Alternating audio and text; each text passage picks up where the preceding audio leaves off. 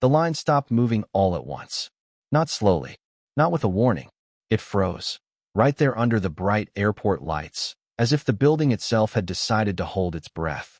A uniformed officer stepped forward, raised a hand, and pointed. The gesture was small, practiced, and final. People behind the line leaned on their bags. A few glanced at their watches. Somewhere overhead, a calm voice announced boarding for another flight, a reminder that time was still moving for everyone else. The man being pointed at did not argue. He did not ask why. He did not raise his voice or shift his weight in protest. He simply stopped. He stood alone in the wide space between the boarding lanes, one hand resting on the handle of a small black carry-on. His jacket was neat, his shoes clean, his posture relaxed in a way that came from habit, not confidence.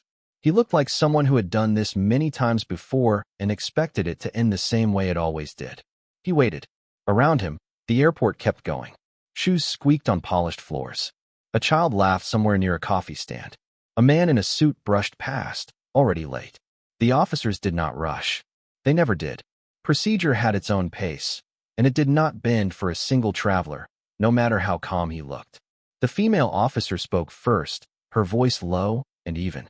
She gestured again, this time toward the side, away from the gate and the moving crowd.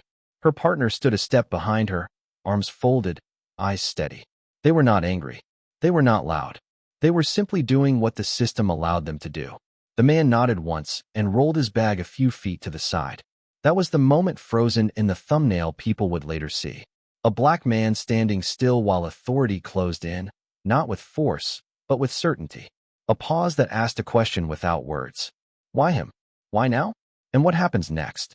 He had arrived early that morning, long before the terminal filled with noise and impatience. He liked airports best when they were quiet, when the air felt open and full of possibility instead of stress. He had checked his watch twice while walking from security to the gate, counting the minutes not with fear, but with discipline. His flight boarded in 28 minutes. Final call would come 10 minutes after that. He had a connection waiting on the other end, tight, but manageable if everything went as planned. Everything had been planned. At security, he had followed the rules the same way he always did. Shoes off, belt in the bin, laptop out. He did not rush. He did not complain. When the scanner beeped, he stepped aside without being told and waited for the wand. The officer waved him through with a nod, already focused on the next passenger. No problem there. At the gate, the line had been longer than expected. A delay in another terminal had pushed people into this one, filling the space with restless energy. Conversations overlapped. Phones were checked. Boarding passes were scanned and rescanned. He took his place at the back, content to wait. That was when the officer noticed him. It was not obvious at first. A glance held half a second too long. A look exchanged between uniforms. A pause before the scanner beeped for the person ahead of him. Small things, easy to miss if you were not the one standing there. When his turn came, he handed over his boarding pass and ID without a word. The agent scanned them, frowned slightly, and looked up, not at the screen, at him. She said something quietly into her radio, a few words he could not hear. Then she smiled, polite but distant, and asked him to step aside. He did. Now he stood there, bag at his side, eyes forward, breathing slow. He could feel the attention around him even though no one spoke. People watched without meaning to. A woman pretended to adjust her scarf. A man pretended to read a message. Curiosity moved through the space like a draft. The officer asked him to wait. He nodded again. Time stretched. The clock above the gate ticked forward. 24 minutes to boarding. 23. The officer walked a few steps away and spoke into her radio again. Her partner shifted his weight but stayed silent. There was no accusation, no raised voice, no explanation offered. Just waiting. The man did what he always did in moments like this. He went still inside. He had learned, over years of travel and meetings and quiet observations, that silence could be its own shield. Not the kind that protected you from harm, but the kind that kept you from making things worse. He had nothing to hide. He knew that. He also knew that knowing it did not always matter. A supervisor arrived, a badge that caught the light as she walked. She listened as the officer spoke, eyes flicking briefly toward the man, then back to the screen in her hand. She asked a question. The officer answered. The supervisor nodded slowly. The man was asked to confirm his name. He did, clearly and calmly. He was asked where he was traveling. He answered. He was asked to wait a moment longer. 20 minutes. Behind him, the line began to move again, slowly at first, then with more confidence. Boarding for his flight would begin soon. He could hear the announcement forming in the distance, the familiar rhythm of numbers and groups. A few people passed him and looked back, their expressions unreadable. Some felt sympathy. Some felt relief it was not them. Most felt nothing at all. The officer's radio crackled. A response came through, too low to catch. The supervisor's face changed just slightly, not enough to be noticed by anyone else. She asked another question, this time more precise. Fingers moved over a tablet. A system check ran somewhere far beyond the gate, deep inside the airport's quiet machinery. The man waited. He thought about the meeting he was flying to, about the presentation saved on his laptop, about the people who would be expecting him to walk into a room and take a seat as if nothing unusual had happened that morning. He thought about how airports were strange places where power shifted hands without warning, where a gesture could stop your entire day. 15 minutes. The supervisor stepped away to make a call. The officer remained, posture firm, eyes alert. No one apologized. No one accused. The moment stayed suspended, balanced on procedure and time. The man adjusted his grip on the handle of his bag. He did not sigh. He did not look at the clock again. He trusted it would keep moving whether he watched it or not. Somewhere behind the scenes, his name moved through systems and screens. Records were opened. Notes were checked. A process that did not care about appearances did what it was designed to do, slowly and carefully. The supervisor returned. She thanked the officer quietly. She looked at the man again, this time longer than before, as if seeing him more clearly. Not as a problem, not as a risk, just as a traveler waiting for his flight. Just a moment more, she said. He nodded. 12 minutes. The announcement came at last. Boarding for his flight would begin shortly. The words echoed through the terminal, a promise and a warning at the same time. People shifted forward. Passes were held ready. The space around him felt tighter now, charged with urgency. The system was still working. The man remained where he was, silent, patient, present. He did not know yet how this would end, only that it would. It always did. And when it did, the truth would not arrive with noise or drama. It would come the same way everything else had so far. Through a pause, through a check, through the quiet weight of procedure finally finishing what it started. The waiting area felt smaller the longer he stood there. Not because the space had changed, but because time had. Every minute that passed pressed gently against the edges of the moment, tightening it. The gate agent began arranging stanchions.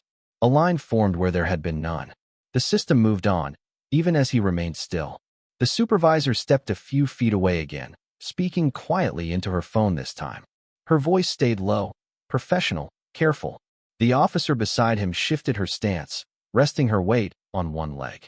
She did not look at him directly, but she did not look away either. She watched the flow of people, the gate, the clock. 14 minutes. The man felt the familiar pull of uncertainty, not fear exactly, but awareness. He had learned long ago that airports had their own rules, and that once procedure began, the outcome belonged to the system, not the individual. You could cooperate, or you could resist, but either way, you waited. A man from the boarding line glanced over and frowned, as if trying to solve a puzzle. A woman behind him whispered something to her companion, then stopped when the officer looked up. No one said anything out loud. This was not that kind of moment. It was quiet, controlled, and public all at once. The supervisor returned and asked him to confirm his destination again. He answered. She nodded and made a note. Her face stayed neutral, but her movements slowed slightly, as if she were becoming more careful with each step. She asked if he had checked any bags. He said no. She asked if he had made any recent changes to his itinerary. He said no. She thanked him and stepped aside. The radio crackled again. This time, the sound lingered, followed by a pause that felt longer than the others. The officer listened closely, then responded with a short phrase. The supervisor watched her, reading the exchange without hearing the words. 13 minutes. Boarding Group 1 was called. A ripple moved through the crowd as people adjusted their bags and stepped forward. The scanner beeped in a steady rhythm. The sound marked progress, each beep a reminder that the flight was slowly filling without him. He stood just outside the flow, close enough to hear the gate agent greet passengers, far enough to feel separated. His boarding pass remained folded in his hand, edges worn from travel. He did not look at it. He knew what it said. The supervisor's phone buzzed. She glanced at the screen and exhaled quietly, not in frustration, but in acknowledgement. She typed a brief response, then slipped the phone back into her pocket. She walked closer to him, stopping at a respectful distance. She asked him to wait a little longer while they completed a routine verification. Her tone suggested nothing unusual. Routine was the word systems used when they needed time. He nodded. Inside, he reminded himself to stay present, to notice the small things, the hum of the lights, the faint smell of coffee, the way the floor reflected shoes and shadows. Grounding himself had always helped him pass time without letting it pass through him. 10 minutes. Another supervisor arrived, this one older, with a slower walk and a heavier badge. He spoke briefly with the first supervisor, then glanced toward the man. His expression did not change. He asked a question. She answered. He nodded once and turned toward the gate desk. The gate agent stopped scanning passes and leaned toward him. They spoke quietly, hands moving over screens. A few passengers noticed the pause and looked up, confused. The line stalled for a moment, then resumed.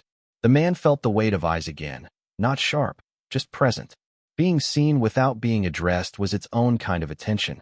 He had experienced it in boardrooms, hotel lobbies, elevators, places where people decided things about you before you spoke. He stayed still. The older supervisor returned and spoke into his radio. His voice was calm, steady, carrying authority without volume. He listened, then asked a follow-up question. This time, his gaze flicked briefly to the man, then back to the officer. 8 minutes. A soft tension settled over the space. Not drama, not conflict, just the awareness that something unresolved was taking longer than expected. The system did not like that. It preferred clean outcomes. The officer shifted again and cleared her throat. She asked the man if he had a connecting flight. He said yes. She asked how much time he had between flights. He gave the number. Her eyes narrowed slightly, not in suspicion, but in calculation. She relayed the information over the radio. The older supervisor listened, then nodded slowly.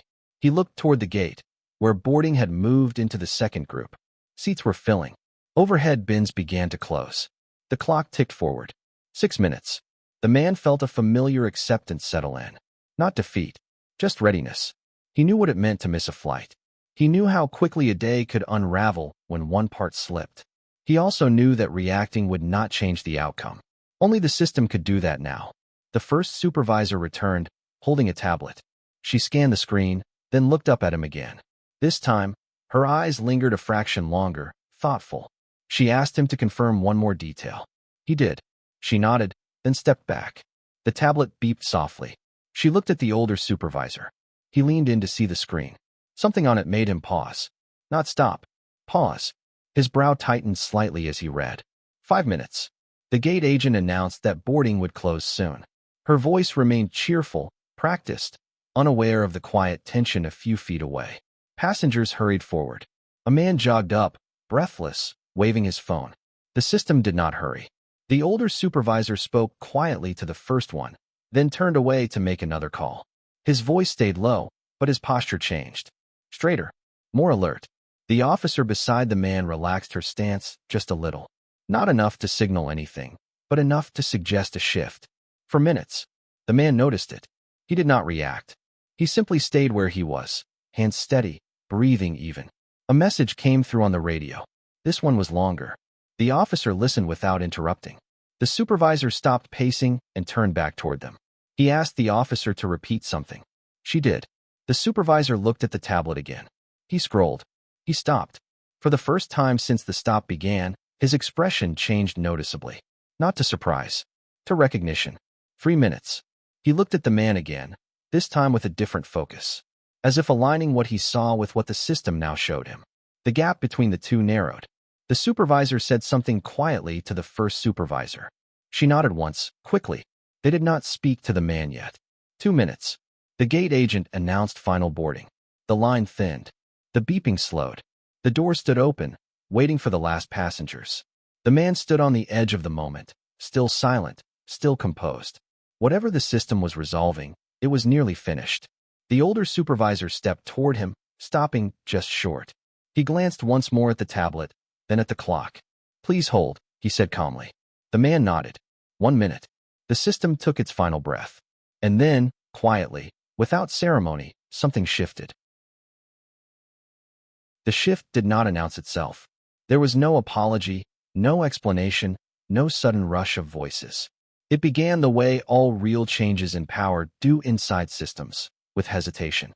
A pause that did not belong to the traveler, but to authority itself. The older supervisor looked at the tablet again, then at the clock, then at the gate. The door was still open, but barely. Final boarding echoed through the terminal one last time, softer now, like an afterthought. He spoke into his radio, his words short and precise. When the response came back, he did not answer right away. He listened. His jaw tightened slightly, not from stress, but from decision. The first supervisor stepped closer. The officer beside the man straightened, then relaxed again, her posture adjusting as if recalibrating to new information. The man noticed all of it. He always did. Silence sharpened attention. The supervisor finally spoke, not to the crowd, not to the gate agent, but to the officer. He gave an instruction. She nodded once and stepped back half a pace, creating space where there had been none. That space mattered. The supervisor turned to the man. His voice was calm, respectful, and carefully neutral. He asked the man to follow him toward the desk for a brief verification. Not aside, not away, forward. The man rolled his bag and walked. People noticed that part. A few heads turned. Someone stopped pretending not to watch. The movement itself said something had changed, even if no one knew what. At the desk, the supervisor placed the tablet down and angled it slightly away from public view. He tapped the screen, then looked up. He asked the man to confirm his full name one more time. The man did. He asked for the man's ID again. The man handed it over. The supervisor compared the two. Slowly, carefully. The officer stood nearby, hands clasped, eyes moving between the screen and the man. Her expression was no longer watchful. It was focused. Behind them, the gate agent glanced over, then paused her scanning. She waited. The supervisor handed the ID back. He said, quietly, that there had been a system flag. Not an accusation. Not a mistake. A flag. One that required confirmation before boarding. The man listened without reacting. He had heard words like that before. Flags. Alerts. Markers.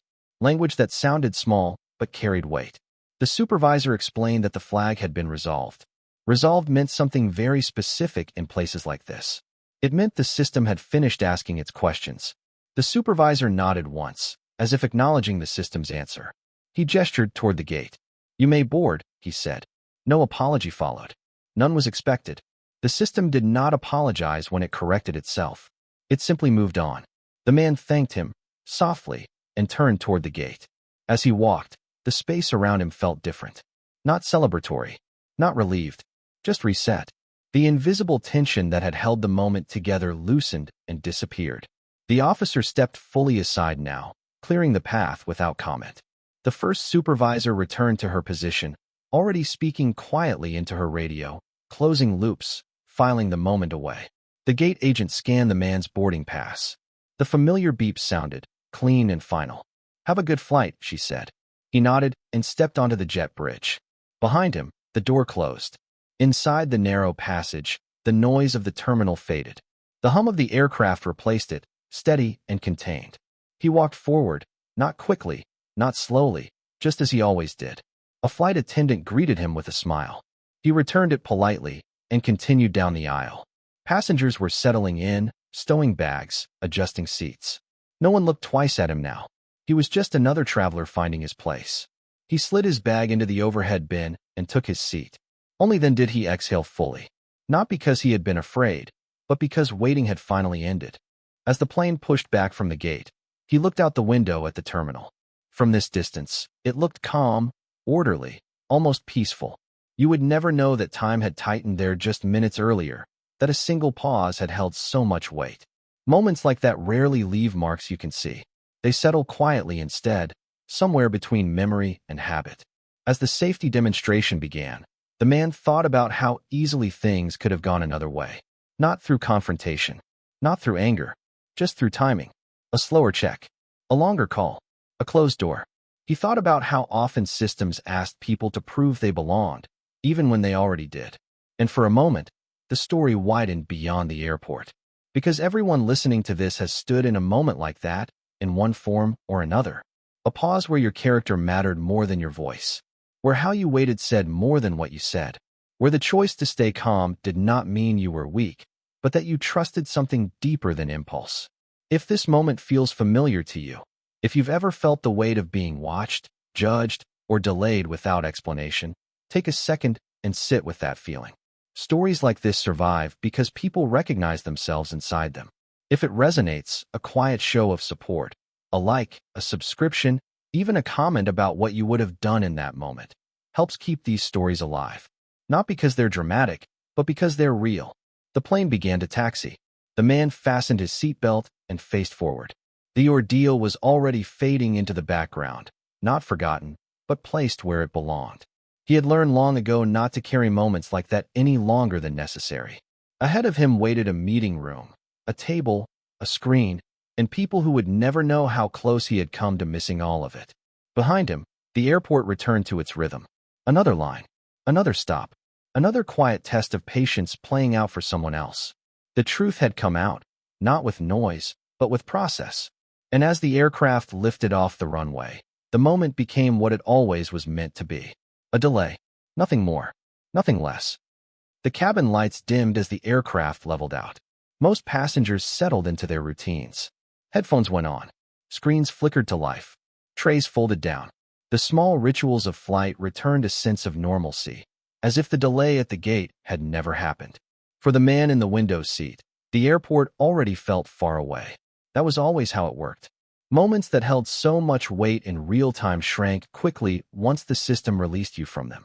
Not erased, just reduced. A flight attendant moved down the aisle with a cart. She paused beside him and offered a drink. He declined with a small shake of his head. She smiled and moved on. Outside, clouds stretched endlessly, soft and indifferent. He rested his hands on his lap and let his breathing match the steady hum of the engines. The tension he had carried earlier was gone now, replaced by something quieter.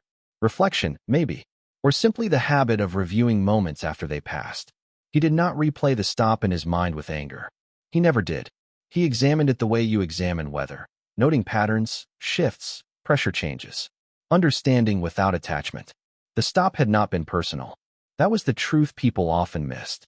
Systems did not need personal reasons. They moved on inputs and flags, on thresholds crossed silently somewhere in code or policy. A name, a route, a timing coincidence. Enough to slow a person down without ever accusing them of anything. He had learned this lesson long before airports. The seatbelt sign remained on. A gentle turbulence rippled through the cabin. No one reacted. Trust in systems extended even here, thousands of feet above the ground. As the plane moved steadily toward its destination, the gap in his schedule grew clearer in his mind. He would arrive late, but not too late. The connection had been tight, but workable. Someone on the other end would need to adjust. A meeting would start without him and then pause when he entered. Nothing dramatic, just a ripple. That was how consequences often appeared. Quietly, he reached into his jacket pocket and felt the edge of his phone. Notifications waited there, unanswered. Messages would follow soon enough. He left them alone for now. Across the aisle, a man shifted in his seat and glanced toward the window. For a brief second, their eyes met. No recognition passed between them. No shared understanding. Just two travelers suspended in motion. The man looked away. That was another truth of moments like the one at the gate. They felt enormous when they happened, but they rarely belonged to anyone else. Witnesses returned to their lives. Officers returned to their duties. The system absorbed the pause and continued. Only the person who had stood still carried it forward. The captain's voice came over the intercom, calm and reassuring, announcing their cruising altitude and estimated arrival time. Slightly delayed, but within reason. The man listened, then looked out the window again. From above, everything seemed orderly. Lines of roads, blocks of buildings, movement without friction. It was tempting to believe the world worked that smoothly all the time. He knew better. The truth that had surfaced at the gate was not something new. It had always been there, waiting in records and histories and quiet decisions. The system had simply taken longer than usual to recognize it. Recognition did not come with ceremony. It never did. As the flight continued, He closed his eyes for a moment, not to sleep, but to rest his attention. He allowed the experience to settle into its proper place, not as a wound, not as a victory, but as information. When he opened his eyes again, the cabin felt steady, predictable, safe. The flight attendant passed by once more, collecting cups. A child laughed a few rows ahead. Somewhere, a laptop keyboard clicked softly. Life resumed its shape. Soon, the plane would descend. The wheels would touch the ground. Another airport would open its doors, with its own rules, its own procedures, its own moments of pause and motion. The man adjusted in his seat and prepared himself, not with tension, but with clarity, because he understood something many people didn't. Moments like the one at the gate were not exceptions. They were reminders. And reminders did not ask for reaction. They asked for understanding. The descent began without announcement. There was no sudden drop, no sharp turn, just a gentle shift in pressure, a subtle change in sound that only frequent travelers noticed. The plane angled downward, and the clouds thinned, revealing the city below in pieces. Roads, rooftops, movement returning to scale. The man opened his eyes and straightened slightly in his seat. Arrival always brought a different kind of focus. Not urgency, but readiness. Whatever had happened before the flight was now sealed behind him. What mattered was how he stepped forward next. The wheels touched the runway with a muted thud. Applause did not follow. It rarely did anymore. People simply adjusted, checked their phones, reached for bags. The system had delivered them where it promised. That was enough. As the plane taxied to the gate, messages began to light up his screen. Missed calls, short updates. One message stood out, simple and direct, asking if he was still coming. He typed a brief reply. Delayed, but on the ground. Be there shortly. Nothing else needed to be said. The seatbelt sign went off. Passengers stood, stretching, reclaiming their space. The aisle filled slowly, the familiar choreography of arrival unfolding without friction. When his turn came, he stepped into the aisle and lifted his bag down. The weight felt normal, grounded. He joined the flow toward the door. The jet bridge connected with a dull sound. The door opened. A new terminal waited. As he walked into the airport, the air felt different from the one he had left. Same structure, same lights, different rhythm. This place did not know him yet. It had not paused him. It had not questioned him. Not yet. He followed the signs toward the exit, passing shops and seating areas, people greeting one another, others rushing past. No one looked twice at him. No one slowed his movement. At baggage claim, he paused briefly, watching the carousel spin. He did not have a checked bag, but he waited anyway, letting the motion settle his thoughts. Around him, reunions unfolded quietly. A hug here, a wave there. Small human moments layered over concrete and glass. He turned and walked toward the exit. Outside, the air was warmer. Sounds spread out instead of echoing. Cars pulled up and moved on. Drivers called out names. The world felt less contained here. As he stepped onto the curb, he caught his reflection in the glass of the terminal doors behind him. For a moment, he saw himself the way others might have earlier that day. Just a man with a bag. Quiet. Unremarkable. And yet, the truth that had delayed him still existed. Not as a badge. Not as leverage. Simply as fact. The power he carried had never been loud. It had never announced itself. It had not needed to. At the gate, authority had spoken first. Radios had crackled. Screens had glowed. Time had pressed in. And still, the truth had surfaced on its own terms, without his help. That was the part people rarely saw. The car arrived. He opened the door and stepped inside. As they pulled away, the terminal slipped out of view, already becoming memory. Somewhere behind him, another traveler would be stopped. Another pause would begin. Another system would test someone's patience, their silence, their sense of self. Not every story ended the same way. But this one had. Not with drama. Not with triumph. Just with motion restored. That frozen moment from earlier, the one where authority raised a hand and time stopped, now made sense. Not as injustice corrected by force, but as a reminder that truth did not need volume to be real.